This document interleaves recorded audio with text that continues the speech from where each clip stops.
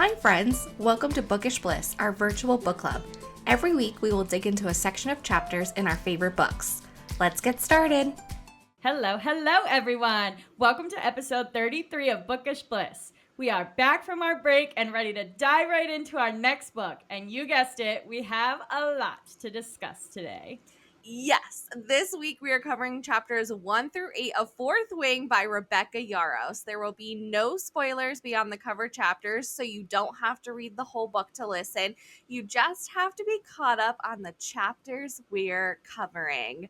Amanda, darling, now that we are back at it again, what are you drinking tonight? Megan, I have my big ass jug of water today because I am dehydrated.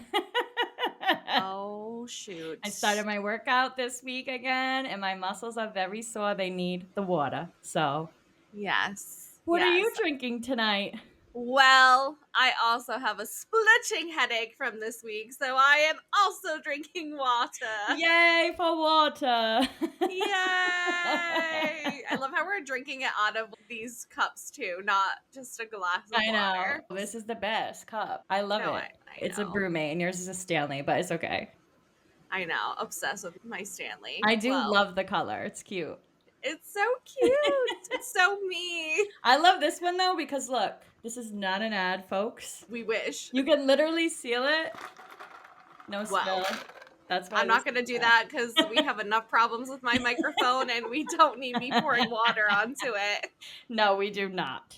Well, cheers to episode 33 and our first episode of Fourth Wing. Yay! Cheers! Yay! Woo!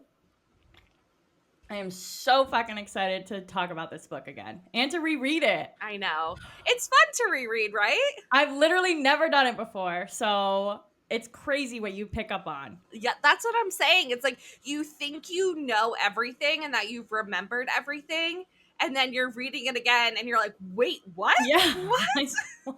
Or you see some foreshadowing and you're like, holy shit. I know. It's just wild. But before we do get started today, we want to let you know that, of course, we have switched up the format of the episodes once again. So let me fill you in on how our coverage of Fourth Ring is going to work. Each chapter, Megan will give us her fun little summaries. That's never going to change. And then she is going to walk us through the characters while I throw in all the fun world building stuff. And we're going to go through each chapter. Yeah, there's a lot going on in Fourth Wing, so we just want to make sure that we're hitting everything, we're not duplicating anything, and just wanted to make it as fun as we could for everyone listening. Yes, I totally agree. In my opinion, way more world building in this first section of chapters than any book we've read so far. So, True, I agree. buckle up, folks. Now, let's get started with the good stuff and break down Fourth Wing Part 1. All right, here we go. We are about to info dump on you in chapter 1. We meet a majority of our main characters in this first chapter with a good amount of the world we're about to enter. To start our epic journey, that is Fourth Wing, our newest bestie, Violet Sorrigale, is about to embark on her most dangerous adventure yet, trying to become one of the newest cadets in the Riders' Quadrant. She was never meant to be a rider, but a scribe, like her father. But sometimes destiny leads us in a direction we never thought we'd find ourselves in. Fingers crossed she can make it across the parapet, or her adventure is going to be cut very, very short. Honestly, though, if this parapet doesn't kill her, it seems like either Xaden or the asshole behind her will. Ooh! What a way to kick shoot. off this fucking book.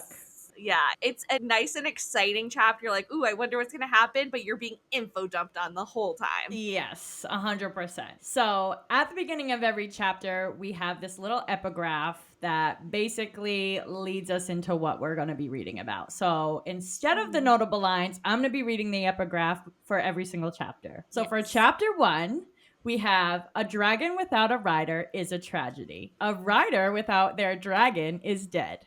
Article 1, Section 1 of the Dragon Riders Codex. It's like the most famous line from Fourth Wing, or Yes. just the series in general, is that epigraph. Yes.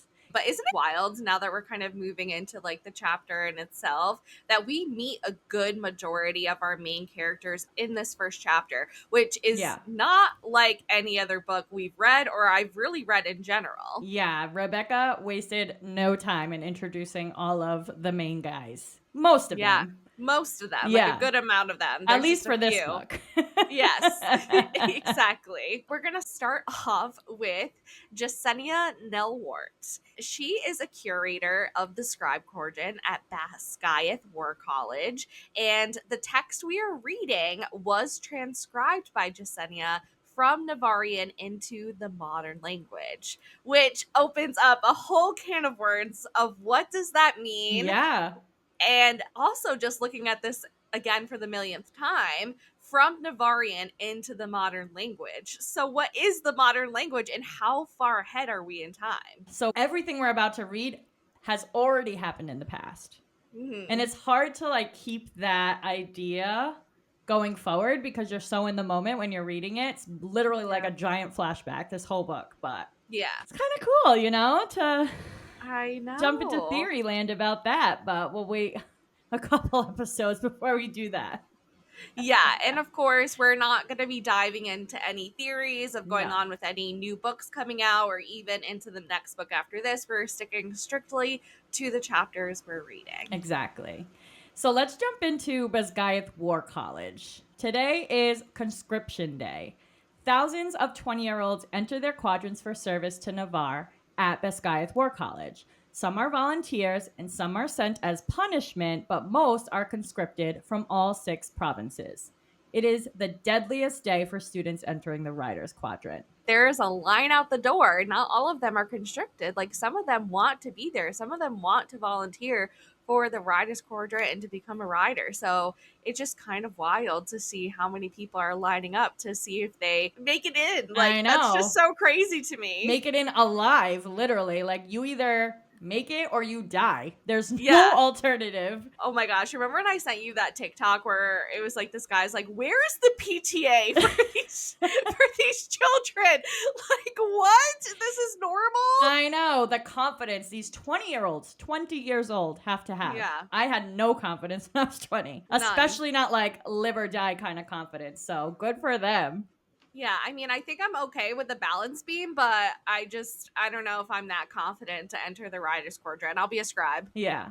I mean, it definitely makes sense that they have to go through all this stuff that we'll get into in this episode because, you know, at the end of the day, they are going to be on the back of a giant ash dragon that is deadly in itself. So if you really can't pass any of these tests, you don't belong on a dragon. True, but they can't put a net. You can't be like, oh, sorry you tried. It's the first fucking day. Nope. You know why, Megan? We'll get into it later, but there's too many students, not enough dragons. That's true. They always gotta kill someone. But if they fall going across, I just think that's it. You're out. You don't die crossing that. It's like you fall, but then you're just done. You have to go away to like be in the army or something. Yeah. Like, yeah. Not at Basgiath War College. You live or you die. True. All right. There are 4 quadrants of service at Basgiath War College. So if you don't go into the Riders Quadrant, you're either a healer, infantry, or scribes. And yes, of course, there's dragons included in the package when you become a rider. They're going to be schooled for 3 years and trained into weapons to defend Nafar against Poramil and the Griffin Riders, which we'll learn all about the war with Poramil when Violet is crossing the parapet, spewing out her facts. Speaking of Violet, let's talk about our newest bestie who is taking over for Feyre and Nesta. Some people train their whole lives to become a rider, one of the elites, but Violet has only been training for 6 months with Major Gilstead. With minimal training, she scored in the top quarter for speed and agility during the entrance exam. So she may not be training for years upon years like her sister did or other people trying to enter the quadrant did, but she is fast, she is smart, and she has the agility to be a rider. Yeah, for sure. And you know, just the amount of training she's had, so minimal. Can you imagine after 3 years if she survives? How fucking amazing of a warrior she's going to be and dragon rider. Badass. Badass, for sure. Also, there's something else going on with our girl Violet. She experiences pain every day, more in one day before lunch than her sister Mirror sees in a week, which is due to a fever and sickness that her mother had when she was pregnant with Violet. Even her hair goes from a brown down to a silver, it fades out. She has these pale eyes, pale skin, and yeah, she just does not have the strength. Yeah. Which is But still wild that she has this illness or this pain every single day and still scored fucking high. yeah, she's just not super strong, but I guess she just makes up for it other ways. Maybe Yeah. because her bones are so brittle, she can move faster. I don't know. She has Yeah. like the flexibility. I'm not Yeah. sure. She's But nimble. Mommy Sorengale does not care No. that she has these issues because she's a Sorengale and she is going into the Riders Quadrant. Yes, so more about the Riders Quadrant. We already know it's on another level than the other quadrants, of course. The cadets have to climb hundreds of stairs and cross the parapet that separates cadets from rider candidates. So the parapet is a stone bridge that is 18 inches wide, and the cadets have to cross it and live to continue in the Riders Quadrant. It's basically just to test their ability of the cadet to ride. If someone can't walk across a windy, narrow bridge, they sure as hell can't balance and fight on the back of a dragon. We are also introduced to these separatists kids who are also at the turret, and they have rebellion relics from General Melgreen's dragon when he executed their parents for committing treason. Most of the rebellion kids are from Tyrinder, but some are from other provinces. All the rebellion leaders' children were conscripted to the Riders Quadrant as punishment for their parents' crimes. They didn't get a choice. They have to be in the Riders Quadrant. They're either going to live as a rider or die. And I think, that they were probably hoping that most of them die, which is just so wild to be punishing these children. I Some know. who were like infants when this happened. Literally. To then be conscripted to the Riders Quadrant for their parents' wrongdoings. Yeah. Not to mention, these poor kids had to watch them execute their parents. Mm-hmm. And then, on top of that, get conscripted. Yep. These kids can't catch a break. And they They're were burned with a freaking relic on them to basically mark them so everyone knows who their parents are, what they did, and they don't treat them very nice because of it. No, they do not. It's not nice. No.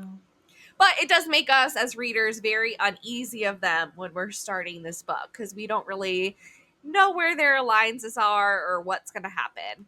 Yeah. So we kind of already were introduced to the Dragon Riders Codex from the epigraph, which is just a rule book for the Riders Quadrant, but the riders also have trouble obeying rules. They basically do whatever the fuck they want. Yeah. Other riders can kill you at any time except while sleeping, and the cutthroat cadets will try. Yes. Fewer cadets mean better odds at threshing, and we'll go into what threshing is a little bit later in the episode. Yeah, and I also don't think you can kill anyone from your squad, but maybe while only in formation. Yes, that is also true. I think it's only while you're in formation. And they're very strict about these rules. Yeah. The wing They leaders don't- will fuck you up. Yeah, they are not going to ask questions. They're just going to act. Exactly. Speaking of a badass rider, we have Mira Sorengale. She is Violet's older sister, and we see her for the first time begging their mom not to send Violet into the Riders Quadrant. Mhm. She is convinced that their mother has sent Violet there to die. So sad. Is that true? Is it not true? There's a lot of evidence kind of pointing towards that, but we'll see what happens. I know. So Mirror and their mom are fighting about Violet being in the Riders Quadrant, and the temperature drops drastically, courtesy of their mother's storm-wielding powers that she channels from her dragon, Aimser. But Mirror does not win the battle because I don't think that you can actually win a battle against Lilith Sorengale. But Mirror loses, and Violet is definitely going into the Riders Quadrant. Yes. And Mirror does for Violet what Brennan did for her and takes her bag, her rucksack and helps her, reorganizes it, gives her some better gear, and gave her all the advice she could think of in the moment, because she's like, please do not make me an only child. Yeah, literally. So we know Brennan has passed on, which we'll get into more a little bit later. Brennan was their older brother. And I feel like Mira just gives up at this point. She knows there's no reasoning with her mom. Violet's going in, whether she likes it or not. So she's just trying to, prepare her a little, give her some confidence. She was basically saying she's gonna die 5 minutes before, which probably wrecked her confidence. It would for me. I'd be scared shit if my sister was like, she's gonna die. I'd be like, please, no, I don't want to go. Like, now I really have to go? What the heck? Yeah, literally. Yeah, Mira does what Mira does best. She's like literally throwing Violet's books out of her. She's like, you don't need this. You need the less weight as possible to get your ass across that parapet. Yes. But in a nice sisterly fashion, she does then braid Violet's hair, and you can tell that they just have this very close relationship. Is it because they've lost their sibling and their dad, or have they always been tight-knit siblings because their mother is crazy strict? Yeah. Also, Mira is a lieutenant, and she's been out of Basgiath for 3 years now. Yes, so she's already an experienced rider in service. She knows what's going on. Yes. And people are afraid of her. Yeah, well, they definitely respect her. You totally see that when she is walking Violet up to sign in before she walks across the parapet. People are like, oh my God, you're Mira Sorrengail? Everyone knows who she is, not just because of who their mother is, but because she's made such a good name for herself as this great rider. Yeah, and she's super smart too. She gives Violet these boots that have better grips for her to get across the parapet, especially because it's raining this day, of course. So there's that obstacle on top of this 18-inch tiny ass stone bridge they have to get across or fall to their death. So she also gives her this nice armor made of dragon scales. So she's set. She's ready. Yeah, I can't believe that the mom didn't help Violet with any sort of clothing. Like, she was just gonna let her walk across I know. with ill-fitted boots and a shirt that was probably too big for her. I know. I feel like she's so strict, her mom, that she would think it's cheating if she was helping her or something.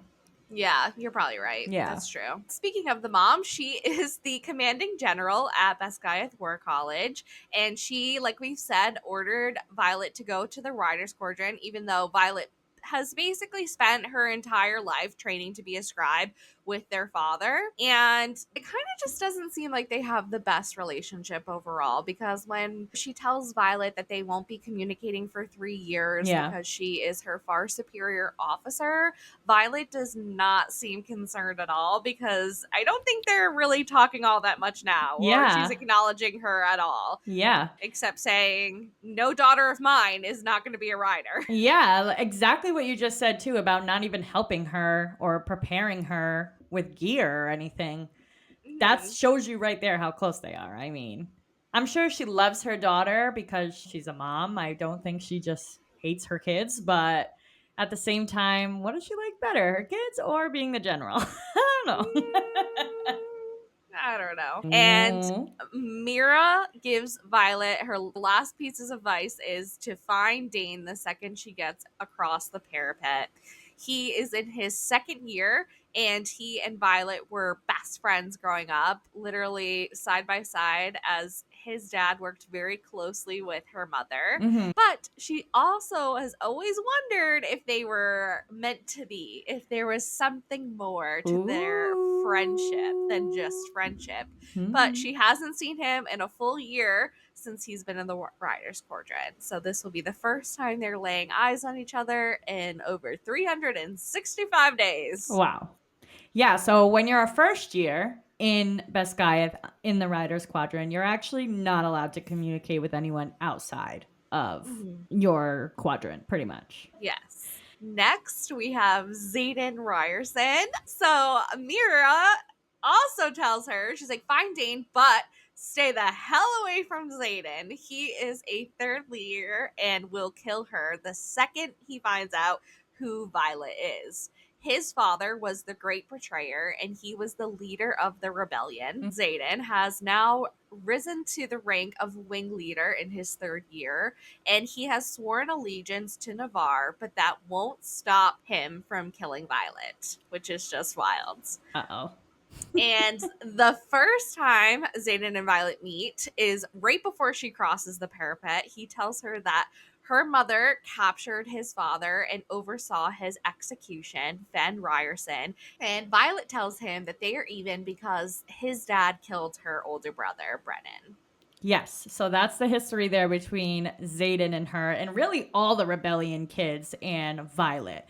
They're kind of all ready to fucking kill her because of what her mom did. Her mom has executed not only Fen Ryerson, but all of the rebellion leaders, made the kids watch, and now has forced them into Basquiat. So they fucking hate Violet. Yeah, Violet is enemy number 1. Yeah. She was never mind other enemies she just makes on her own accord. She's walking into hundreds of kids hating her. Yeah. On the flip side of that, though, the people that are from Navarre and see that she's a Sorengale, see that she's the general's daughter, do look at her and are like, wow, it's Violet. You're a Sorengale. Almost. Yeah. Like, so, Yeah. which she kind of gets sick of. She's like, yeah. General's my mom. Get over it. Yeah, I don't like her either. Yeah. And the last 2 people that we meet in this chapter are Dylan and Rhiannon Mathis. They are 2 people that Violet meets right before the parapet, and Violet is telling them facts about last year, that 2 people fell off the ledge before they even reached the parapet, and 3 if you count the girl that one of them landed on. Oh. And it's just crazy because both Dylan and Rhiannon are very excited and happy to have this opportunity, which is just the complete opposite from Violet. Yes. Who was voluntold by her mom. Her mom's like, if you try to go into that scribe quadrant, I will drag her ass right out and put you on that parapet myself. Yeah, she's like, no child of mine's gonna be a scribe. Oh, hell no. Hell no. But it is really interesting to see Rhiannon and Dylan. They're excited. They're ready. They've been waiting for this. They've been training their whole lives for this. So you can really see how opposite these feelings are between them. Yes. Dylan also has a ring around his neck as a necklace. And after his 3 years are done at Basquiat, he is going to get married. He already planned it out, but he says that it's bad luck to propose before he left. Dun, dun, dun. Also, Violet notices that Rhiannon had the same boots that Mira basically told her she would die in. So Violet, the ever helper that she is, this is where we're already seeing the kind of character that Violet is, tells Rhiannon to switch boots with her, or switch one boot. So they each have a bad boot and a good boot on. Yeah, they split their odds of living between 100 and 0 to 50-50. Exactly, yes. Even though the boot was too big for Violet, and Rhiannon had to basically shove her foot into Violet's boot. Yeah. Of course, right when they're about to go, it starts raining, and Violet and Rhiannon hear screaming, and it is Dylan who slipped and fell from the parapet. I feel like the first time I read this and read this line, he's so excited to come in. He's got this wedding planned. He's going to marry his girlfriend. He's going to propose, and it's bad luck. I'm like, oh no, something bad's going to happen to him. Did I expect for him to die? No, not that soon anyway. I think it just kind of sets the tone for the book. Yeah. Or books is like, don't ever get attached to any of these characters because at any moment it could be their last. It's just high stakes all the time. And I think that was just a good lesson for us as readers to learn very early on that, Mira says, don't make any friends. And now we know why. It's because in the first 5 seconds of meeting them, one of them is already dead. Yeah. And not only that, but we're also seeing how lethal this school is. They're not even in the school yet. They're not even there yet, and they're already dying. So that's why I think there should be a net, and then you just kick to the army. Yes. If only Megan was the general. Yeah, they can. Once they're in there, fine. That's fine. Kill That's away. what kill away. Die all you want. But before that, I think, it's like, oh, you didn't make it. You're not going to cut it. You automatically are conscripted to the infantry. That would make sense. You always need bodies no matter what. Yeah, exactly. Before we end this chapter, I do have a couple more little world building things to hit on. So we're going to start with the dragons. We learned that dragons do not bond with fragile women, or men for that matter. They don't bond with anybody that they don't think can handle their own. And when dragons do bond with a human, they give them a relic that is shaped like the dragon who gifts it. And these relics are a symbol of honor and power. They also get a fucking awesome signet power, which we'll be talking about later as well. I know, and they can do Magic! Unfortunately, no fast magic anymore, but it's okay. I'll get over it. She's not over it. I'll sing it to myself in the mirror in the morning. You could just re-listen to episodes 1 through 32. True. Yeah. So threshing, as I mentioned earlier, is where the cadets will bond with dragons. Fewer dragons are willing to bond each year, making the Rider Squadron even more cutthroat than it's been in recent years. Even through when Mira was going through it.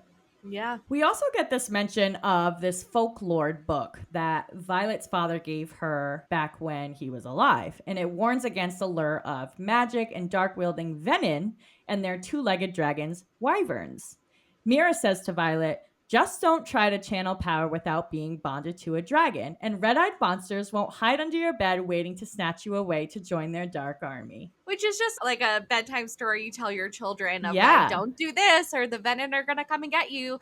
Don't overuse your magic in the Rider's Court. Like, nobody takes it seriously. It's just a folklore story. Yeah, but of course, this is very sentimental to Violet. Her father gave it to her. Her father is no longer alive, so of course she keeps this book with her. Yes. Well, she wants to, but Mira takes it. Yeah. Mira only lets her keep the poisons book because that could come in useful, which we'll talk about later as well. Yes. Violet had lots of books in there because that's just who she is. Yeah. And Mira's like, you need to survive. You don't need these books. You can barely walk without getting hurt. You can't carry all this shit. Oh, Violet. Oh, all Violet. Right. Moving on to chapter 2, Violet Sorrengail's newest mantra is, I will not die today. And ooh, girl, I'll keep my fingers crossed for you. Her sister told her not to make any new friends, and within the first 5 seconds, she's made 2, and one of them is already dead. Way to go, Violet. At least she gave her other friend Rhiannon a fighting chance to survive the parapet last chapter. With Violet's luck, which always seems to be bad, a major storm starts right as she is about to begin her crossing. Violet barely survives, almost falling off, not once, but twice, as she is reciting facts about their world. We learn the asshole behind her's name is Jack, and he already threw someone off the parapet, and he's coming after her. Our girl thinks quickly on her feet, and by the end of this chapter, she literally has him by the balls. Can't wait to see what happens next. Ooh, spicy already, but fucking Jack Barlow, that motherfucker. Starting just from the beginning. Such a problem. Such an ass. Yeah. So the epigraph for chapter 2 is, there's a misconception that it's kill or be killed in the Riders Quadrant. Riders, as a whole, aren't out to assassinate other cadets. Unless there's a shortage of dragons that year, or a cadet is a liability to their wing. Then things may get interessante. This is from Major Offender's Guide to the Riders Quadrant, the unauthorized edition. That's where you get the real shit. Yeah. Which basically this is just prepping us for Jack Barlow. Yes. and the rest of the assholes that just want to kill people. Yes, Jack does not think that Violet is cut out to be a rider, and he already thinks that from the second she steps onto the parapet. Yeah, she's definitely, in his eyes, a liability to their quadrant at this point, because they're not in wings yet, but... Yes. So Violet and Rhiannon, Dylan is dead, Violet is freaking out, Xaden's standing there, and she's like, I gotta move across. So Rhiannon goes before her, and they tell each other that they'll see each other on the other side. Yes, and while Violet is mourning Dylan in this 1 second that she has before she takes on the parapet herself, she sends a prayer to the god of luck, Zanal. And we also learn that there is a god of death as well named Malik. So all souls go to Malik once they are deceased. So Dylan is chilling with Malik now, unfortunately. R.I.P. Dylan. Yes. So Violet steps up as Rhiannon is, making her way across. So she steps up to the table and gives her name. And to stay calm while she's crossing, Violet tells herself some facts about the continent. Yes, and I will go into these details since there is so much world building in this little section here. Yes, our little war Violet needs to stay focused, so she gives us a big info dump. Yeah, so we learned that the continent is home to two kingdoms who have been at war for 400 years. Navarre, which is Violet's home, is the larger kingdom with 6 provinces. Tyrinder, Navarre's southernmost and largest province, shares a border with the province of Krovla within the Poromil kingdom. To Navarre's east lies Poromil's other 2 provinces, Breivik and Signisson, with the Epsom Mountains providing a natural border. Beyond the enemy is the Barrens, which is basically the desert. Mm-hmm. Within Navarre, Tyrinder was the last province to swear fealty to King Reginald. It was also the only province to attempt secession 627 years later, which would have left Navarre defenseless if they were successful.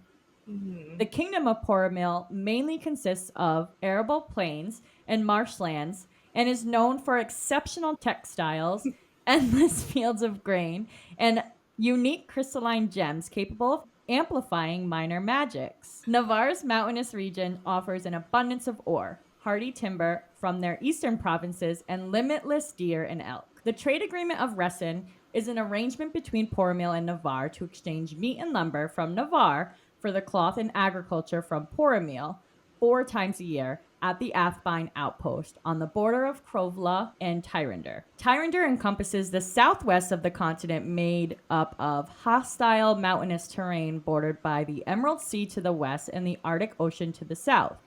Tyrinder is nearly impenetrable, separated geographically by the cliffs of Draeler. So much info about the continent. Yes, so we know this war has been going on for centuries. It's never ending. Yeah. But they do have this agreement where they're still going to do trade 4 times a year so that Poromil has meat and lumber and Navarre has the textiles and all the agriculture that they need. So why are they at war? I guess we'll find out. Great question, Amanda. Our next character that we're going to update you on is someone we've mentioned a few times already, and that is Jack Barlow. He is after Violet in the line for the parapet, and when he gives his name, he says, "Remember it, I'm going to be a wing leader one day." Arrogant ass. Mm-hmm. He also grabs a scrawny can behind Violet and throws him off the parapet like a sack of grain. Then he screams, "You're next, Sorengale." Like, he literally waits on the parapet for this kid to start crossing to fucking throw him off of it. Ruthless. Fucking Jack Barlow. Yes. And when the thunder snaps, wind slams into Violet and she drops to the parapet. And Rhiannon is ahead of her at this point, and she's about 2/3 of the way there.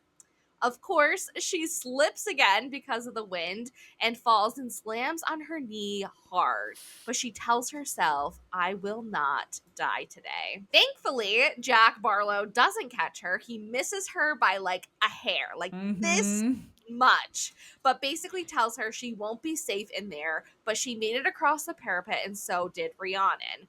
Jack still goes after Violet, though, and she holds a dagger to his balls. Like, he isn't in the quadrant yet, so technically she could have killed him right there and then, which she probably should have done, but it is not in Violet's character to kill anybody. Yeah. So she was in, so he couldn't touch her. Yeah. But she could have killed him because he technically wasn't a cadet yet because he hadn't fully crossed the parapet. She should have fucking done the balls.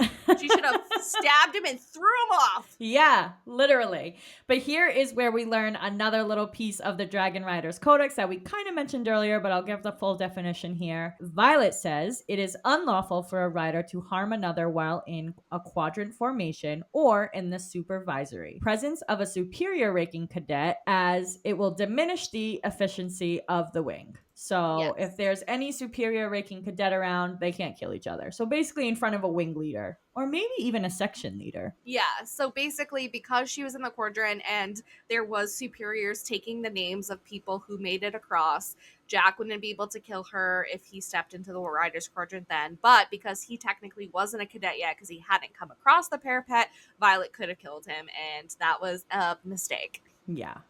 You would think he would throw her a bone since she threw him a bone, but no, he is not that kind of guy. He's a eat all the bones kind of guy. Yeah. So basically, Jack eventually stands down with the help of the superior cadets, who basically told Jack that they would leave him to the dragons if he made a move on Violet. And Jack tells her that she is dead and he is going to be the one that kills her. Ugh, I hope that's not any foreshadowing in our future, but we'll have to keep reading to see. All right, chapter 3. Like I said, there is a line of people who want to kill Violet, but the parapet was conquered and she is officially a cadet. First dangerous task complete, only 1,000,000 more to go. Violet's childhood best friend Dane finds her and is like, you got into the Riders Quadrant? And Violet, breathing heavily with some severe knee damage, responds with, yeah, like it's hard?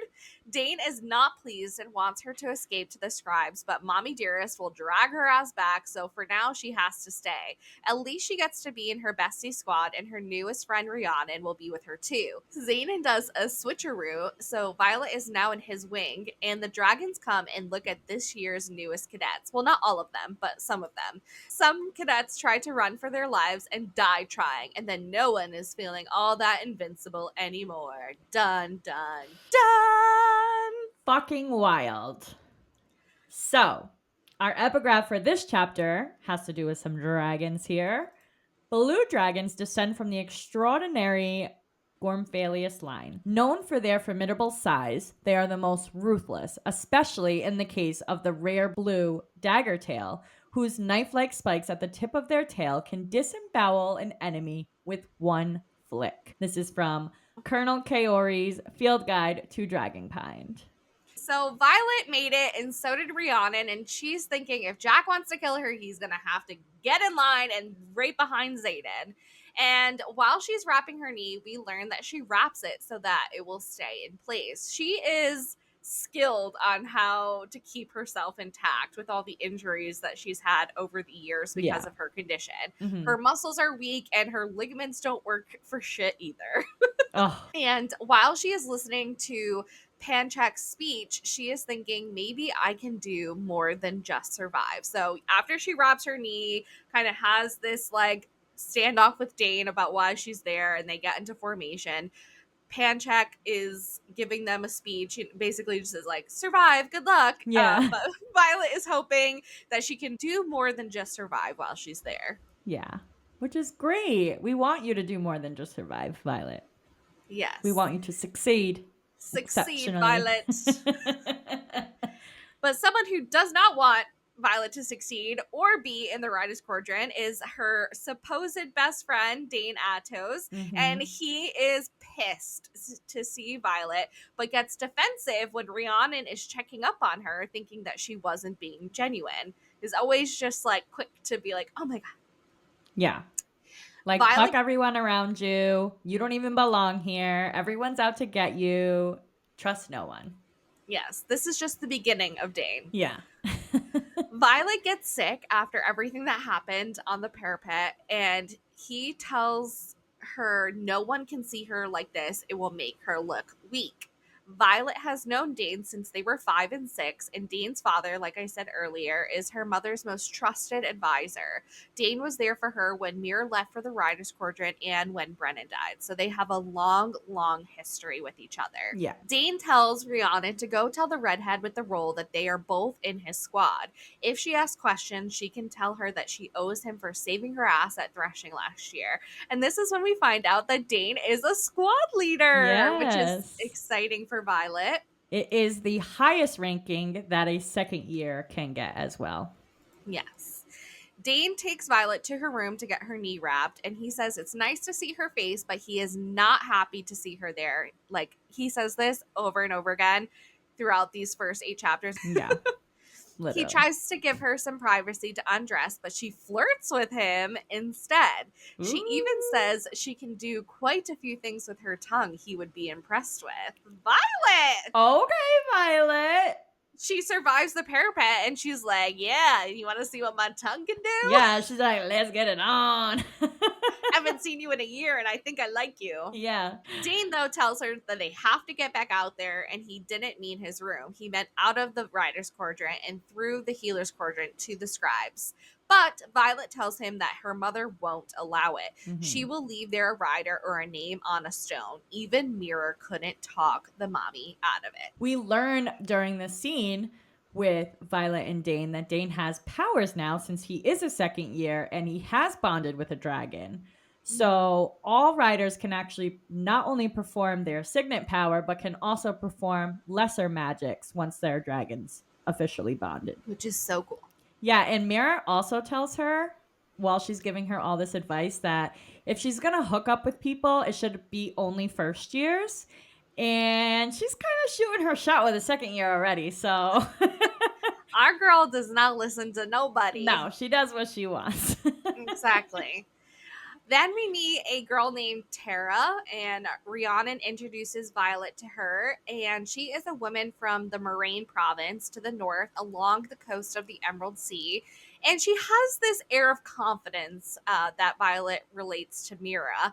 And her and Rhiannon hit it off about how obsessed they are about dragons since childhood. So there's a little sparky there between Rhiannon and Tara. Yes. Next, we have Panchek. He is a commandant and he wants General Sorengil's job, according to Tara. And he also wants General Melgreen's job. So he's like a little brown noser with a hidden agenda with this job here at the War College. Yes, and a little bit more detail about the Riders Quadrant here and Panchek. So the Riders Quadrant is made up of the dorms, the first year quarters, the Dragon Rotunda, the academic wing, with the library and the gathering hall with a massive courtyard that can hold 1,000 riders. Commandant Panchek tells the riders that 301 of them have survived the parapet and became riders today, but 67 did not. Dang, that's a 67 lot of deaths. bodies that they could have used in that infantry. That's like a whole squad in the infantry. Damn. Literally, it's a waste. It's a waste. Crazy. So Panchek continues to tell them that they will now be tested by their superiors, hunted by their peers, and guided by their instincts. If they survive threshing and they are chosen, they will become riders. And we will see how many of them actually make it to graduation. Statistics say only a quarter of them will survive. Dang. Yeah. Panchek tells them that discipline falls within the units, and the wing leader is the last word. And if he has to get involved, well, you don't want him to get involved. Yeah. I have a feeling anyone involved will be dead. Yes. If that's the case. Exactly. There are a total of 3 squads, first, second, and third, in each section, flame, claw, and tail. And there's 3 sections in each wing, which is first wing through fourth wing. And each squad has about 15 to 16 people in it. So 3 squads, 3 sections, 4 wings. Lots of people. Lots of people for right now. Yeah, for right now. 301 to be exact. Yes. And Dane tells Violet he's the leader of second squad, flame section, second wing. The highest position, like Amanda said, a second year can have. Yes. So this means that only third years are the wing leaders and the section leaders. Mm-hmm. They all get split up into their different squads. So Jack fucking Barlow gets sent to the flame section first wing. We don't know his squad yet. No. Tara is sent to the tail section of first wing. And Rhiannon and Violet both get called to second squad, flame section, second wing. But Zayden has Dane's squad moved to fourth wing, which is his wing. Yes. Uh-oh. He does the little switcheroo, so Violet's in his wing. Yes. Xaden tells them that half of them will be dead by this time next year. No one cares who your mommy and your daddies are. Even King Toyori's second son died during threshing. They are not untouchable or special to the dragons. To them, all cadets are prey. Yep. These dragons don't give a fuck. No.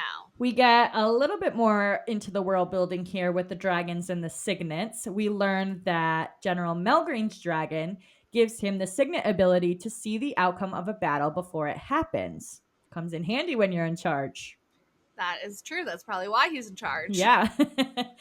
There is 8 dragons that make an appearance on Conscription Day, and the cadets are in awe of these dragons. They're huge. I would be too. I would be shitting my pants, but I would be like, oh my God. You've never seen a dragon that up close before. I imagine it's like, oh, this is so cool. Yeah, but also like, fuck, I can't move or I'll die.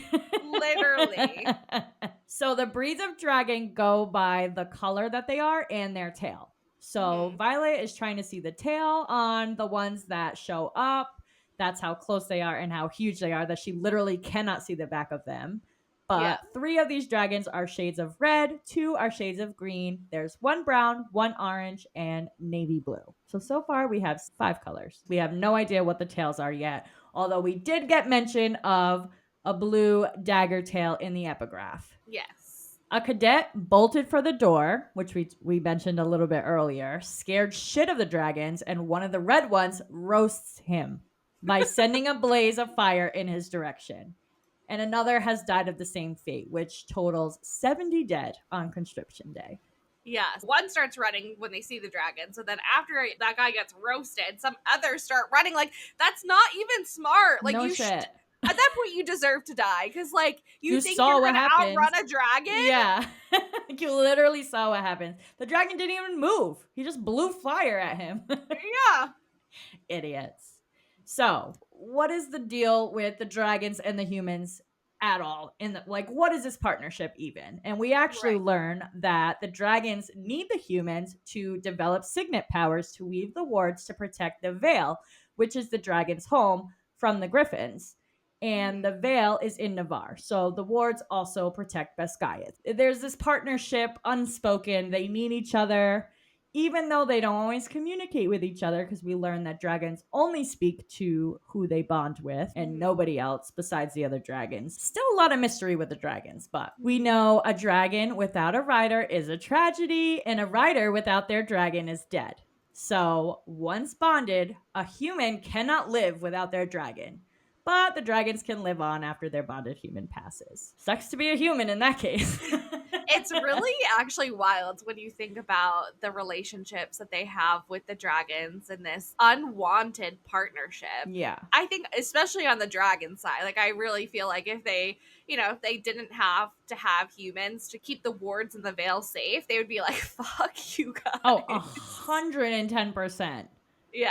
They would not fuck with the humans if that was the case at all. But yeah. Here we are. They have to deal. I would like a backstory of like the first human and dragon rider that bonded and how they knew that they needed to have this co-partnership. That would be amazing. I'm always looking for another story. Like, that's where my brain always goes. I have like so many questions that I just am like, oh, that would be a cool prequel. That would be a good, novella. Yeah. Moving on to chapter 4, it is the first day of classes in the Riders Quadrant, and after the death roll from yesterday is read, Violet and Dane have a secret catch-up.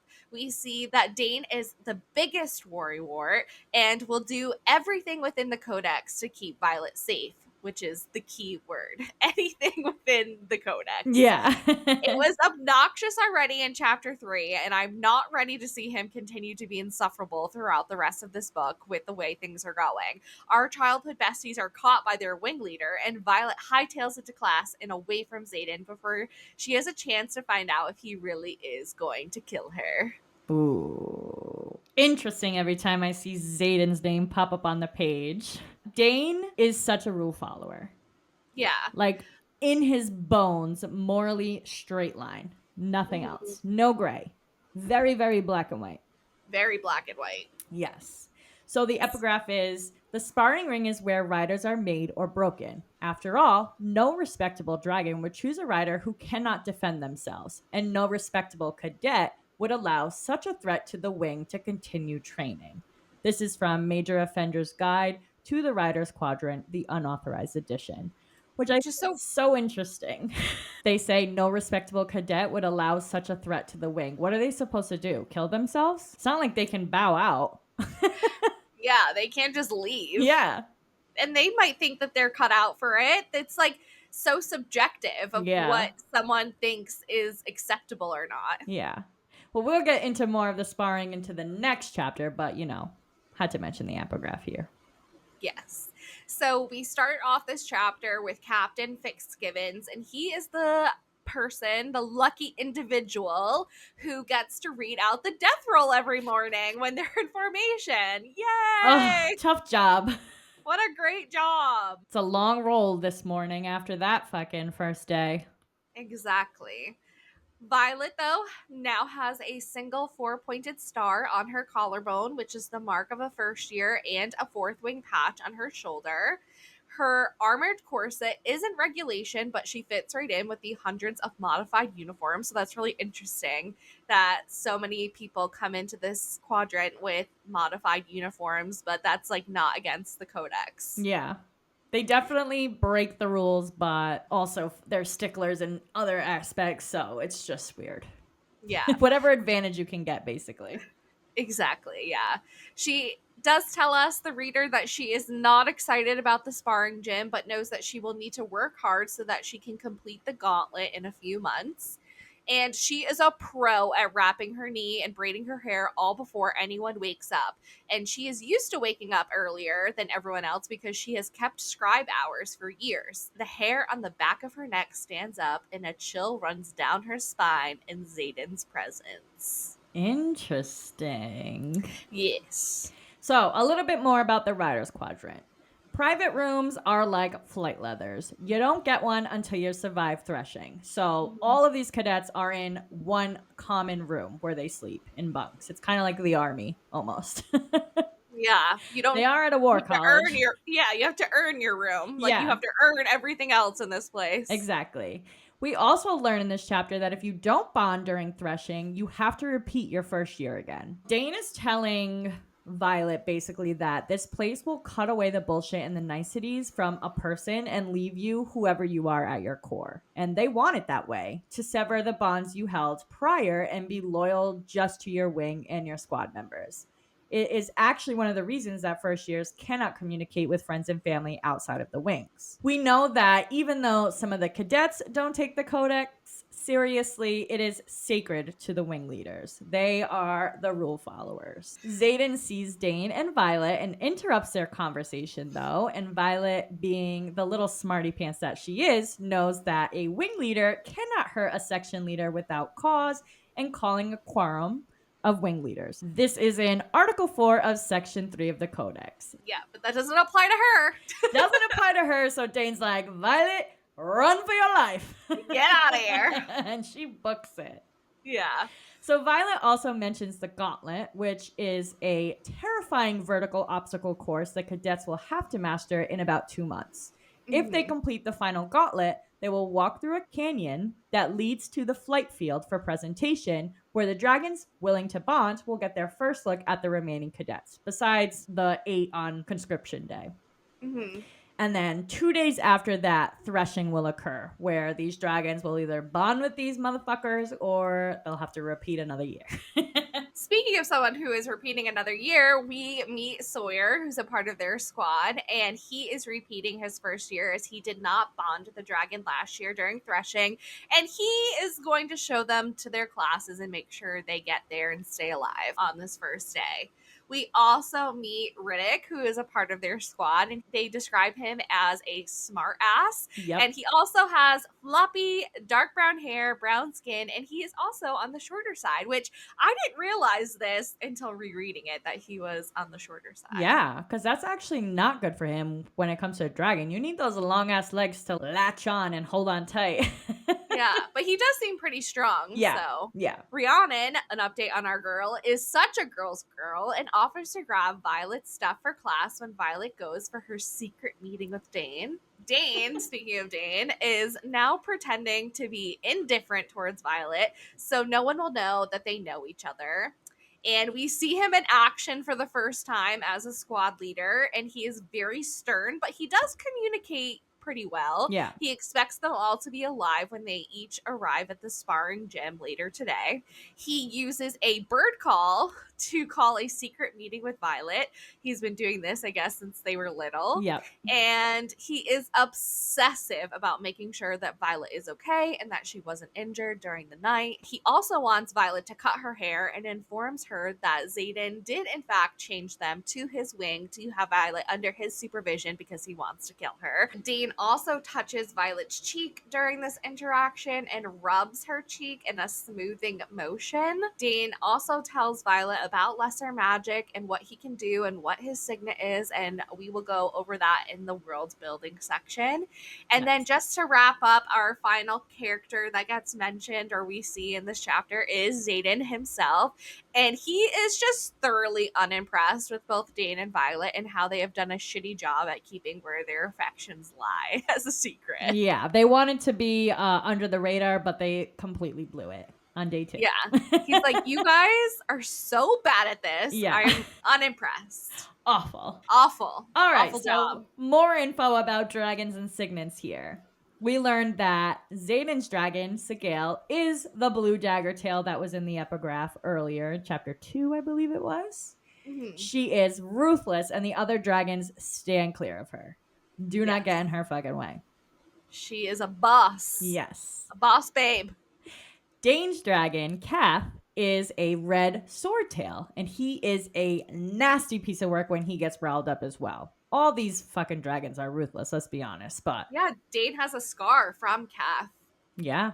because he has a bad temper. Though anytime I read Kath, I just think of Kathy and always think that Dane's dragon is a female dragon, Yeah. but it's really not. No. So we've already kind of mentioned this as well, but I'm going to go into detail here about the bond between a dragon and a rider. And it not only unleashes signet power, but also lesser magics, which includes opening doors, cranking up their speed, and power ink pens instead of using quills. Apparently, they don't like to use quills. Yes, I wouldn't either. It hurts your hand to write. Right? You got to keep dipping it and shit.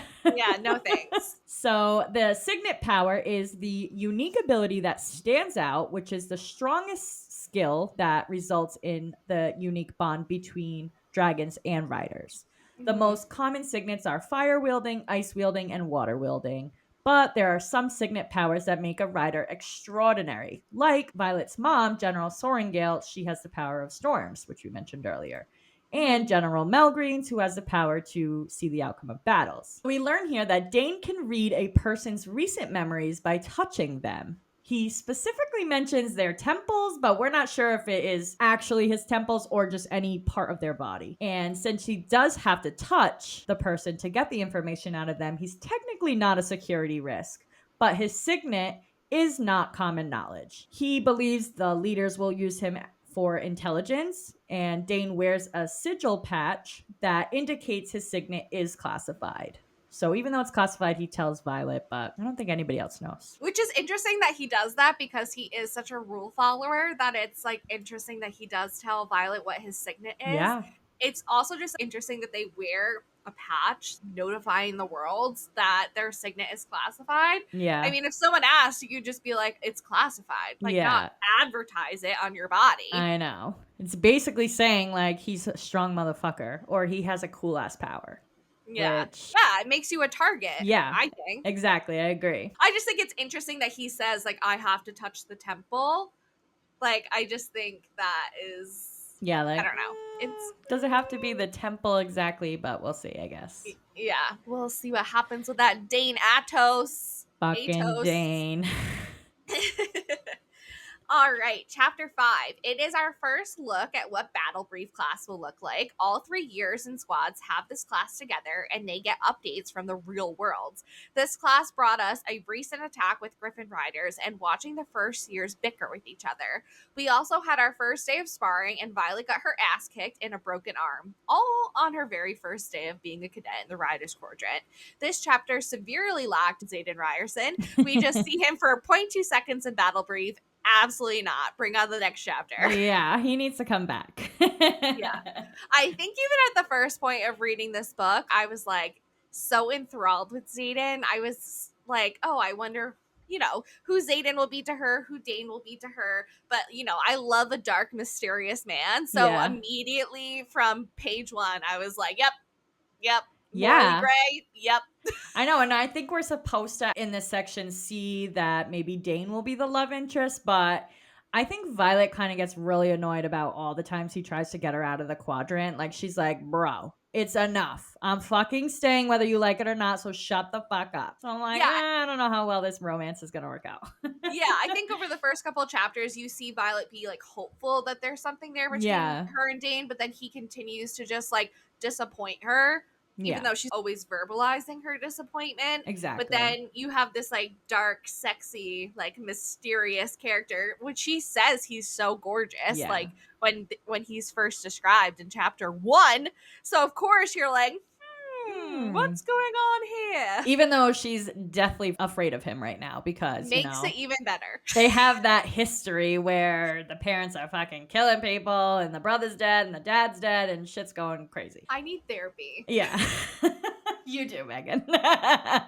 Morally it's great okay, men, me too. I'm the same. sign me up. Wants to kill me? A+. Perfect. You're in. Yeah. All right, so the epigraph for this chapter is, knowing I am in direct disagreement with General Melgreen's orders, I am officially objecting to the plans set forth in today's briefing. It is not this general's opinion that the children of the rebellion leaders should be forced to witness their parents' execution.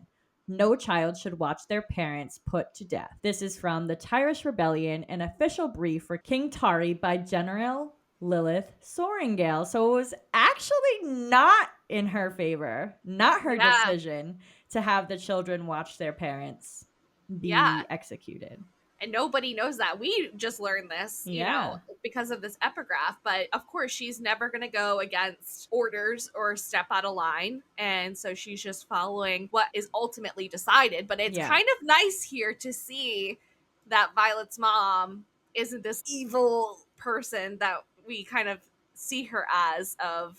Yeah. Or not, I don't think evil is the right word. This like indifferent, like almost heartless, like cold yeah. person. Yeah. Here you can see that she does have a heart and she does take emotions into consideration when it comes to children, saying no child should have to watch their parents be put to death, which is 1,000% true. Yeah, and I wonder if because she disagrees with Melgreen in this instant, is that the reason why she physically actually has to kill the parents? Ooh, maybe. That would be interesting. As like punishment for going against what he wants. Yeah. Dang. Because obviously he's top dog. He gets say, but who knows? Maybe that was a secret little punishment there. Food for thought. We'll have to keep our eye out on that. Yeah, for sure. All right. So we meet 2 new professors at the beginning of this chapter. We have Professor Devara and Professor Markham. So they are the 2 professors that will be teaching the Battle Brief class. Professor Devara is a rider and a captain in the flame section, and Violet thinks that she will be a major by the end of her teaching rotation.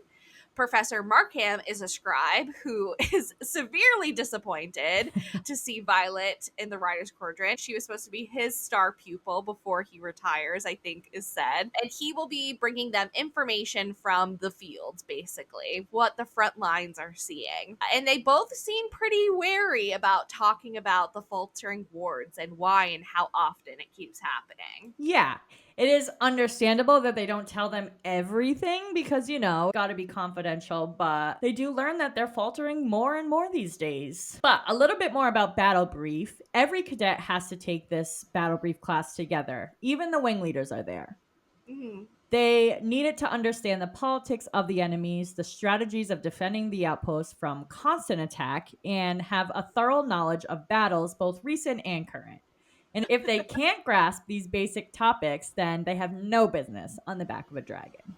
Mm-hmm. It is the only class that's taught every day, since it really is the only one that will matter if they ever get called into service early. Yep. The class requires the most current information, hence why the scribe Professor Markham is co-teaching.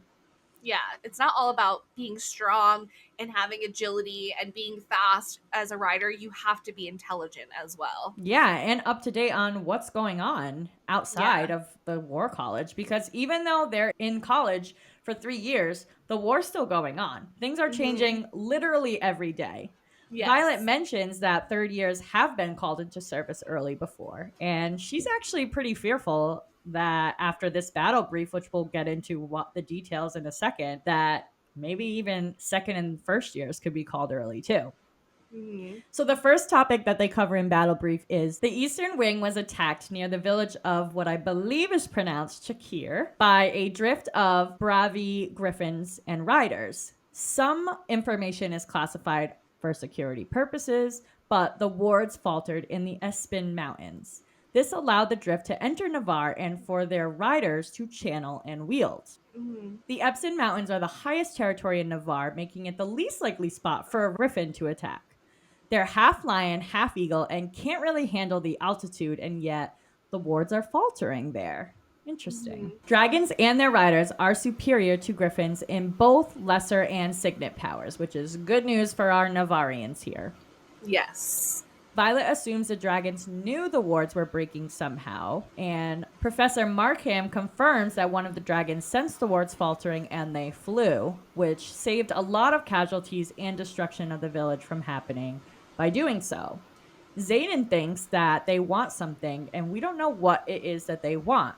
More about the griffins is they are also animals capable of channeling powers to their riders. But dragons are the only ones who have the ability to create wards and stop magic that is other than their own from working within the wards. So any griffin or rider, once they get into the wards, they can't use any magic. But we learned that when it's faltering, they could channel and wield. So Violet says that the war between the Griffin Riders in Port-Emil and Navarre will never end because they are greedy assholes who won't accept their trade agreements and always want more resources. So I guess that's why they're in war. They don't like to take no for an answer. Yes. So Violet, sitting in Battle Brief, is excited to one day be able to channel magic so she doesn't have to use a quill pen anymore, like we said. Lots of notes to take in Battle Brief. Exactly. There's lots to write down. Yeah. She is also trying to keep a low profile, but she does get called out in Battle Brief for not asking her own questions by Professor Navarra. She proved stupid Jack Barrow wrong when she answered correctly about the most recent attack. And the back of her neck stands up when she notices Xaden again. So that's time number 2. Wow. Rhiannon is super impressed that she knows every answer in history class and Battle Brief, but our girl is not ready for assessment day, but she is very appreciative of all the men with their shirts off. I would be too. About the start part. She's like, respectfully, of course. Yeah. I'm paying attention, but while sparring herself on assessment day, the armor mirror gave her saves her when Imogen tries to stab her, and we'll go over who Imogen is in a little bit. Yes. That's just a brief update on our girl in this chapter, but I guess my proudest moment for her is when she does prove a stupid Jack Barlow wrong, and she's like, they had to have already known, and he's like, that's so stupid. Yeah. We know he has fucking rocks for brains, that motherfucker. Yeah, literally. Rhiannon being super impressed with Violet, they also make a little deal here that she's a badass fighter with hand-to-hand combat, so Rhiannon is going to help Violet sharpen up her physical skills and fighting skills while Violet tutors basically Rhiannon, and they do homework together and stuff. Yes. This friendship is blossoming beautifully. Yes. Also, just some other bickering that went on in Battle Brief was between Pryor and a girl named Luca.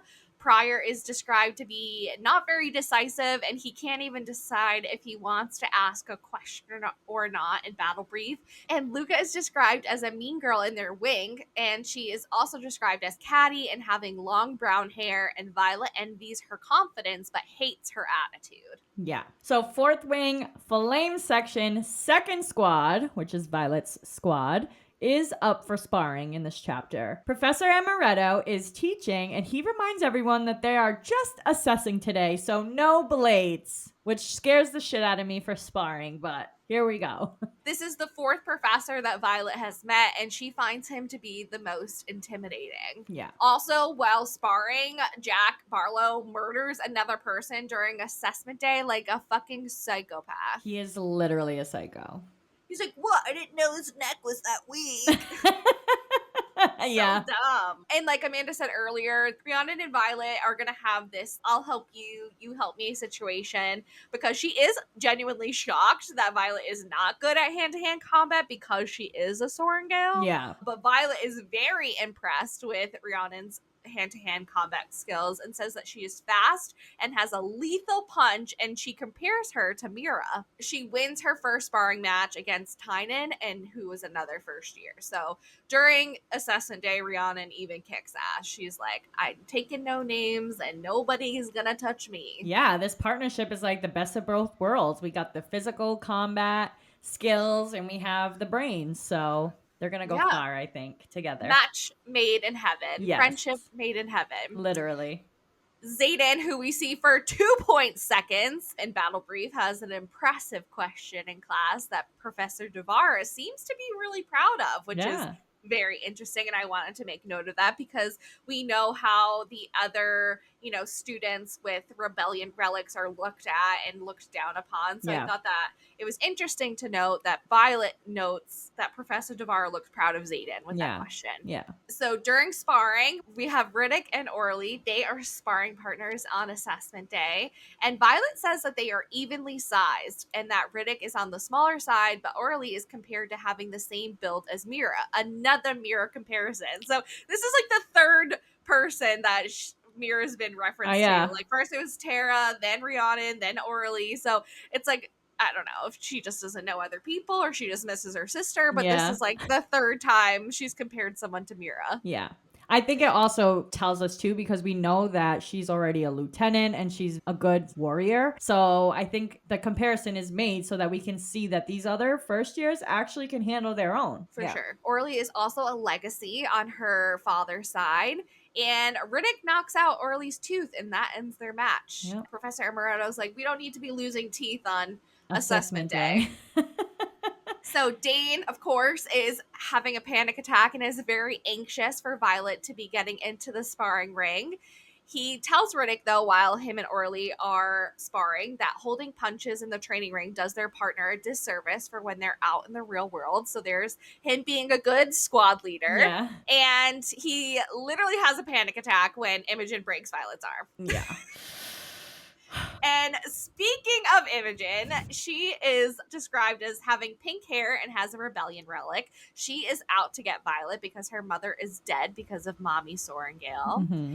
And Violet, though, is pretty sassy back to Imogen. This is kind of like the first time, besides her telling Jack off in Battle Brief, that we see this kind of spark from Violet. Yeah. She's like, this girl can hold her own. Yeah. Imogen, though, kicks her ass. Yeah. She fully kicks her ass in the sparring ring. Yeah.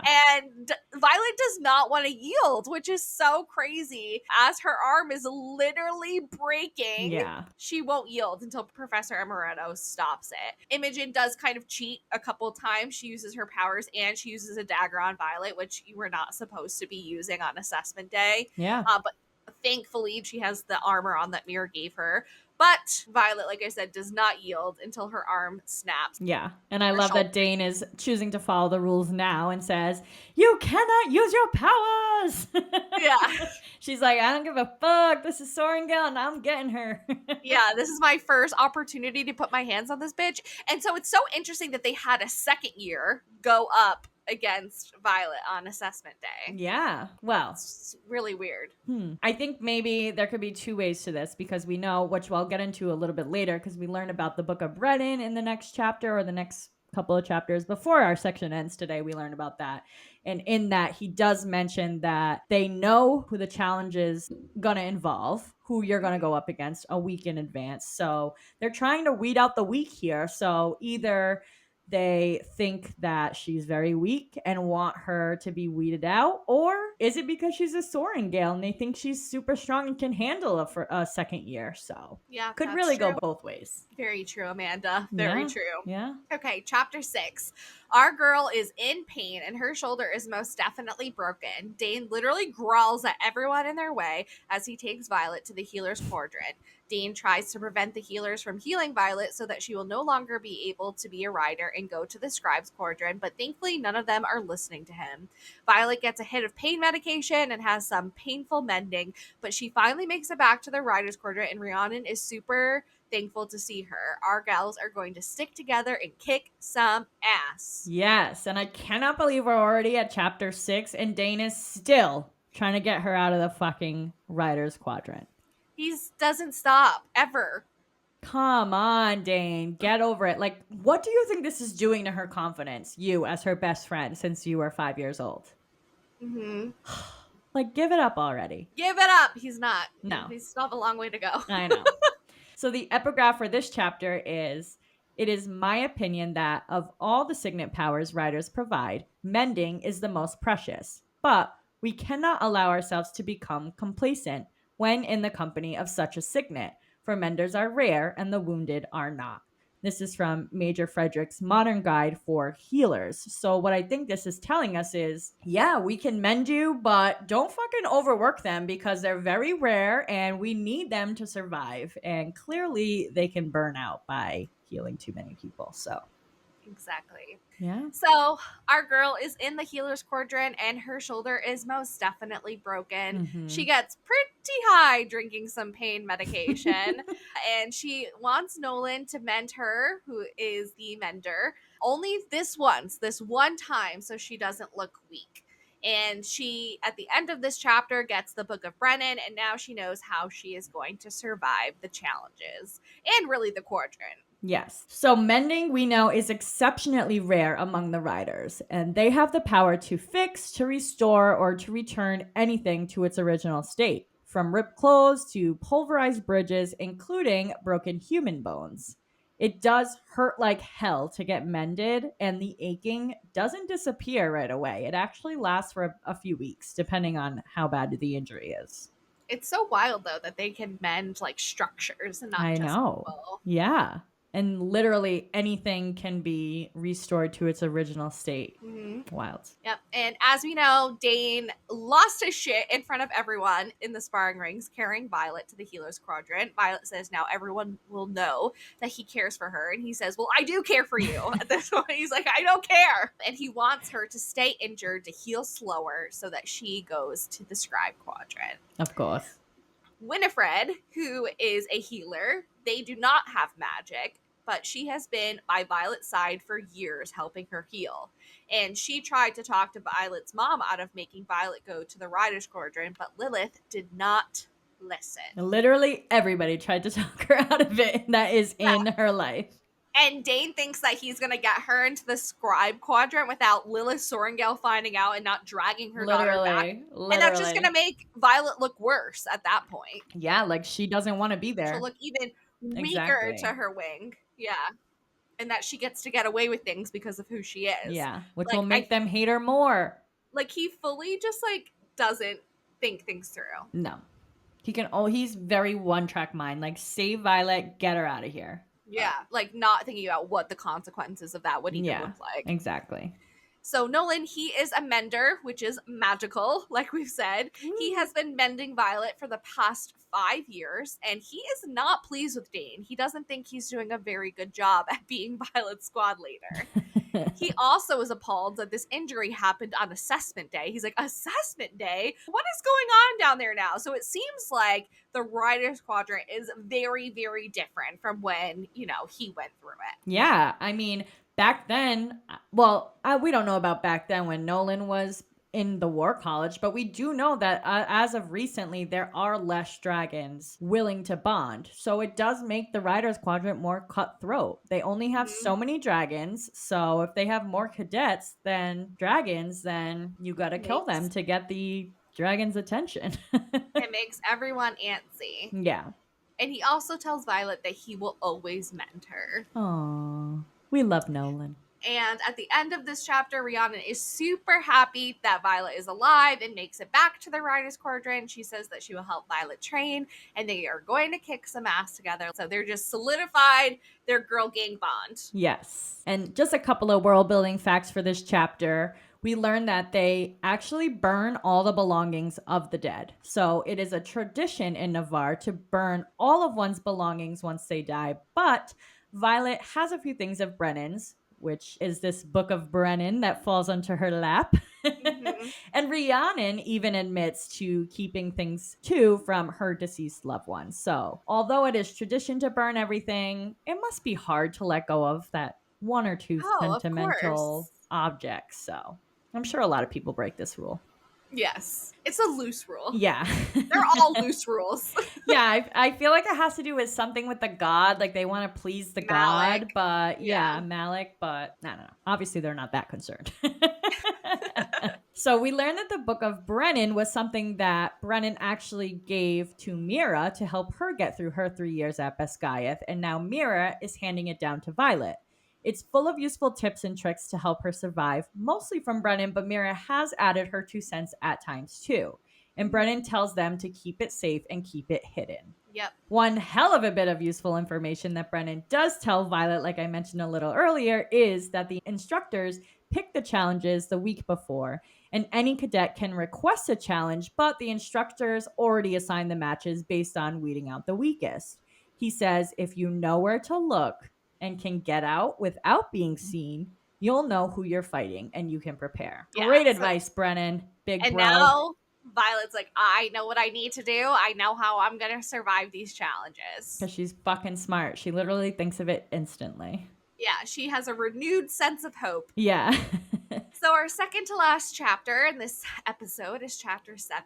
Violet is out on a nocturnal adventure to grab some poisonous berries as challenges are about to begin, and she's going to need that extra help so she can come out alive and potentially win. But while out on her adventure and up in a tree, a group of cadets with rebellion relics also decide to gather around the bottom of her tree. Their leader, Zayden, has decided to help the rest of the rebellion relic gang survive the best way they can in the Riders Quadrant. They are not doing anything wrong, just a little study group to aid in their survival. Violet is caught, though, by Zayden after the rest of the group disperses, and their banter in the scene is chef's kiss. I'm already ready for their mouths to be touching, and we're only in chapter 7. Onward so we can get to the good stuff. Yes. So the epigraph for this chapter is, in the best interest of preserving peace within Navarre, no more than 3 cadets carrying rebellic relics may be assigned to any squad of any quadrant, which was the addendum 5.2 Basgiath War College Code of Conduct. There's also a second epigraph for this chapter that says, in addition to last year's changes, marked ones assembling in groups of 3 or more will now be considered an act of seditious conspiracy and is hereby a capital offense, which is addendum 5.3 Basgiath War College Code of Conduct. That's interesting, though. So we know that they have this little meeting, which is a capital offense, and Violet witnesses it. So what is our girl going to do? Let's see. Let's see. Violet is just out minding her own business, gathering some berries to poison her opponents and challenges, and she catches Zayden's study group while up in her tree. Yes, so we do know the challenges start next week, and Violet is needing to prepare for them, obviously. She picks enough berries, mushrooms, and such to get her through a month of challenges. So she's been busy. She's a busy gal. And we know every cadet has to participate in a challenge once a week. You don't get out of it. Nope. So one of the first poisons that we learn Violet picks is a fawnally berry, which when ripe, the berries are tart and barely edible, but picked prematurely and left to dry will make an excellent weapon for our girl. So Zayden does catch Violet when she thinks the coast is clear after their meeting is over, but she does tell him she is not going to tell anyone about their meeting. it was illegal, but they weren't doing anything wrong. She actually found what he was doing admirable. Yeah. She throws knives, though, at Xaden's head. She's like, yeah, you want to mess with me? Look how scary I am. But she's also, this is just my favorite part of this, probably this whole section of chapters, is at the end of this chapter, Violet is very perplexed when Xaden tells her that he is not going to handle her tonight and she should get back to her room before her wing leader catches her out of bed after curfew. She's like, you are my wing leader! She's like, what? What are you talking about? So funny. But That I love was my favorite part. Yeah, so good. It's just the beginning of their little banter. Yes.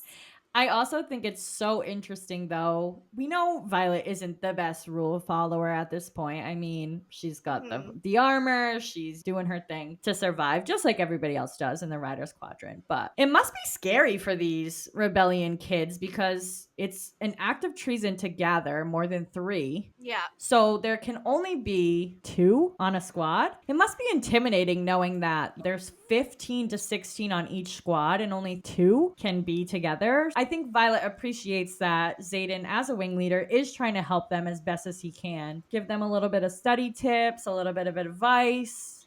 Yeah, she said that she wished someone from her region would also kind of do the same thing for her or for others. Yeah. Exactly. So Xaden, like we said, is helping the first year Rebellion Relic cadets on anything that they may be inadequate at. Yes, and Xaden, I thought was very interesting, tells them to learn what they teach you. Keep what you know, but recite whatever they tell you. Violet is thinking, what the hell does that mean? And I'm thinking, what the hell does that mean? Yeah.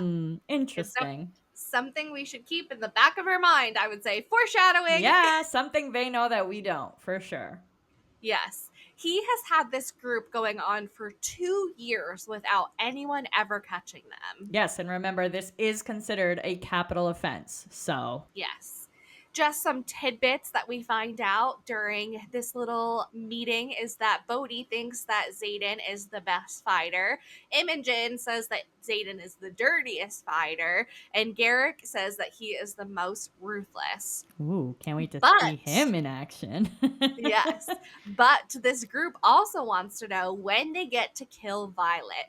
But Xaden shuts this down and says that Violet is for him to handle. Yes. And we also do learn that Xaden's signet power in the scene is that he can command shadows. He's a shadow wielder, which is fucking awesome for him.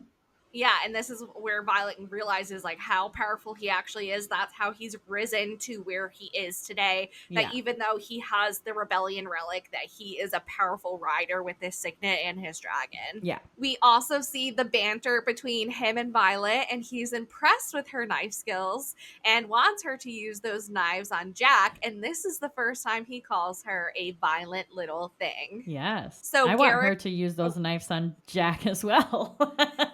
She should have used them before he got off the parapet. Should have cut his balls off. Exactly. So I mentioned a name Garrick earlier when talking about Xaden. So he is the flame section leader in 4th Wing, and he is Violet's direct superior above Dane.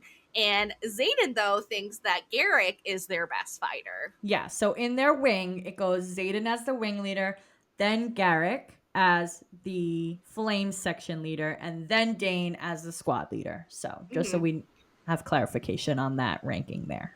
Yeah, that's how she reports up. Yeah. So then we have Liam Mari, and he is in the 2nd squad tail section in the 4th Wing, and he is described as the best in their year. So the best first year. He's the best fighter. He basically, she says, like ran across the parapet. Like he is made for the Riders Quadrant. Yes. And just a side note, all of these characters bear the Rebellion relic as well. They're all Rebellion kids in this meeting, obviously. Yes. Just to be clear. And then Bodhi, who I mentioned as well, is described as handsome with tawny brown skin with a head of black curls and a bunch of patches on his vest. So he's clearly impressive. Yeah. And Violet notes that he could be related to Xaden from how he looks. And the last person, we all know her, she broke Violet's shoulder in the last chapter, Imogen, says that they all have to stick together if they want to survive. And Zayden also considers her just as good of a fighter like Garrett. Yeah, so fuck. That was her first battle, Violet, Imogen, and she's like top notch. All right. Our last chapter of this section, chapter 8, brings us another info dump. We started this episode with one and we're ending with one, but this time we're going to be talking a lot about dragons. We also get to see Violet kick some ass with some added assistance, but after winning a few challenges, her tricks go awry, and we end this chapter with a collective gasp because Zayden has volunteered to take over and be the person who is challenging Violet today. Uh-oh, is this about to go really wrong or really spicy? Uh-oh. Uh-oh. So our epigraph for this chapter is, there is an art to poison not often discussed, and that is timing. Only a master can properly dose and administer for effective onset. One must take into account the mass of the individual as well as the method of delivery. Yeah. This comes from The Effective Uses of Wild and Cultivated Herbs by Captain Lawrence Mendina. I think it's interesting here that they say a master can only properly dose and administer for effective onset. So we know she does slip up and loses her last opponent, which is why Zayden steps in, but... All right, so Violet scolds Dane again. He cannot protect her from challenges. Then it will be the gauntlet, then threshing, even Jack Barlow. Like, he can't protect her. He just has to let it go. But it's not sinking in. She throws 2 daggers at Jack at the advice of Zayden, which was epic. Her scalp prickles again when it's Zayden who's looking at her 2 times in this chapter. 2 times! So she continues to poison her opponents and win her matches until at the very end of this chapter when she has to face Zayden. So our girl's kicking ass and taking names the best she can. And there's no rules that says she can't do this. So back to Violet's poisons in this chapter. Oren, who Megan will introduce later, goes down with the Fonnelly berries, which we learned about in the last chapter. Mm-hmm. She took down another stocky girl from First Wing since she couldn't concentrate enough to throw a decent punch, thanks to the mushrooms, which have hallucinogenic properties that Violet has given to her. Mm-hmm. The next week, she took down a tall guy from Third Wing with Zinna root that grows near the ravine. It makes him temporarily lose feeling in his feet. The week after that, with Tarsilla leaves, leaving her opponent with blurry vision mid-match. And last but not least, her opponent does not make it to the mat due to peels of Walwyn fruit that she can't seem to walk in a straight line. Yeah, she administered it too early. Yes, and this is what they were talking about in that epigraph about being a master, and that timing has to be very precise if you want to use poisons as a weapon. Yes. So let's go back to Dane again. Yes. Always freaking out. He walks Violet to her breakfast duties every morning, is such a rule follower, and is not pleased to see Rhiannon and Tara being out of the dorm after curfew, doing some steamy things in the rooms they're not supposed to be in until after threshing. Violet is like, I want to do breakfast duties for reasons that she does not tell Dane, but this is how she is poisoning her opponents. Yeah. So smart. So smart. None of them realize it, too. No. None. Even after weeks and weeks, nobody's like, All of her opponents, like, something has happened to them. I mean, she does discreetly give the entire Third Wing one of the doses, so it doesn't look as suspicious. So she's trying to cover her tracks the best she can, and she's doing a very good job. Yeah, she's like, oh, it just must be contagious. I don't know. Yeah, so crazy. I hope I don't get sick. Right? Dane inquires about Violet's sex life, but is promptly told that it is none of his business. He is also having a conniption, of course, about Violet having to fight today in her challenge. Even though Violet has been training with Rhiannon, he is still just super concerned. He's annoying. He wants Violet to keep a low profile with Jack and that he will forget that he wants to kill her. And Violet's like, do you think like he's ever going to forget that I put a knife to his balls? Like, I think not. No. Not gonna happen. And more panic attacks because rumors are flying around that Oren is going to try and kill Violet today because he thinks that she's a weak link to the wing because of Jack. So Oren is her first opponent. But I think before we go on with the sparring, we do have class first, and that is all Yes. about the dragons. In my opinion, this is the best class. Dragon class. Like, how cool. Yeah, Dragon Tales. Let's go. Yeah. Yay, Dragon Tales. Okay, so Professor Kaori is teaching a class on dragons. He is an illusionist and the only professor that can project what he sees in his mind. So he gives a whole bunch of dragon facts that include Here we red go. scorpion tails. Yeah. So they're actually seeing these dragons, not obviously real, but an illusion of them, which is fucking awesome in itself. I don't even know how they can pay attention and grasp the information that he's giving. I would be like, this is so distracting. Yeah, like But this is anyways. sick. So the first dragon up is a red scorpion tail. We believe his name is Gyron. The red scorpion tails are quickest to temper. So if you offend him, you're lunch. The best way to approach a red scorpion tail, they prefer if you approach from the left and from the front if possible. There are 3 red scorpion tails willing to bond this year out of 100 total willing dragons.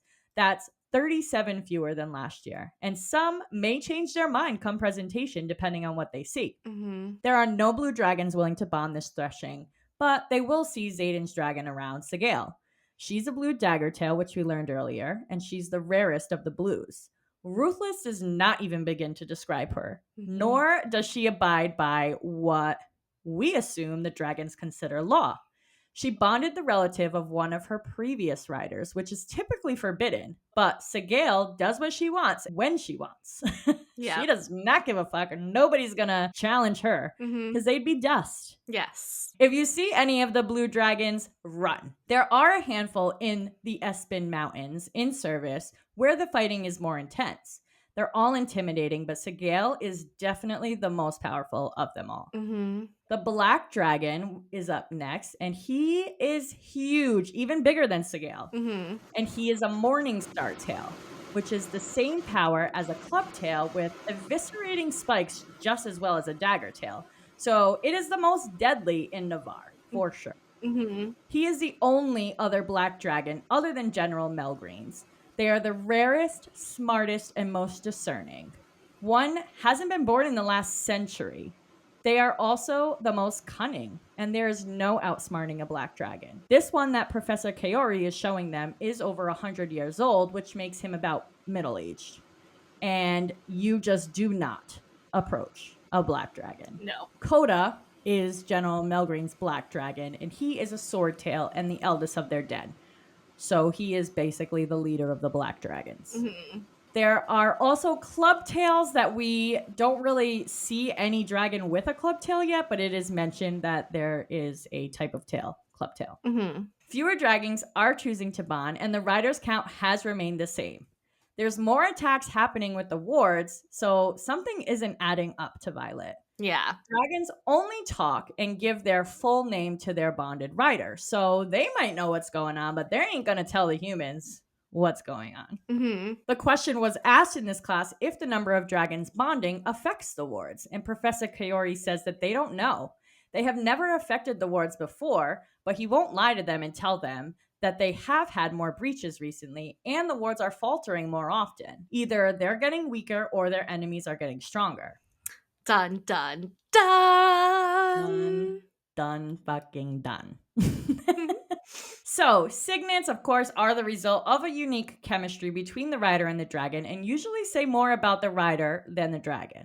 Because we're studying the black dragon now, we do get introduced slightly to his previous rider, Naolan, whose signet was siphoning, and he could absorb power from resources and other dragons, other riders, and use it or redistribute it. Which is so cool. Yeah. So I think Jack actually asks the question, like, what kind of powers does that dragon give you? Which is why we learned that it actually says more about the rider than the dragon himself. Yeah, Jack is obsessed with the image of the black dragon and wants them to participate this year. And, you know, Professor K.R. is like, you don't ask them to participate. You can't just go down to the Veil and ask them to participate. Like, they decide who is They will participating. kill you if you step one foot in the Veil. Yeah. Humans are not allowed in the Veil. Yeah, and Jack is also just very inquisitive about Nyolin's death and what would kill someone with Nyolin's sickness. So he's like asking a lot of questions about siphoning and how he died, which we don't really get any answers. Yeah. Oh, well, we know how Nyolan died. He tried to, they say he tried to resurrect someone, and obviously that is not possible, and he burned himself out trying to save someone. But still, it's like very interesting that he was just like so inquisitive about it. Yeah. Also, Professor Kaori is just like the coolest professor, but after class, he talks to Violet and he's like, I taught both of your siblings and they're great, but you are smarter than both of them. And we don't know how dragons choose their riders. It's not all about physical strength because, you know, Violet's like, they're never going to want to bond to me. And he's just like so reassuring. He's like, you are so smart. You are so intelligent. Yeah. We don't know why they choose and why they pick who they pick. Have hope. And I just like Kaori. Professor Kaori. Yeah.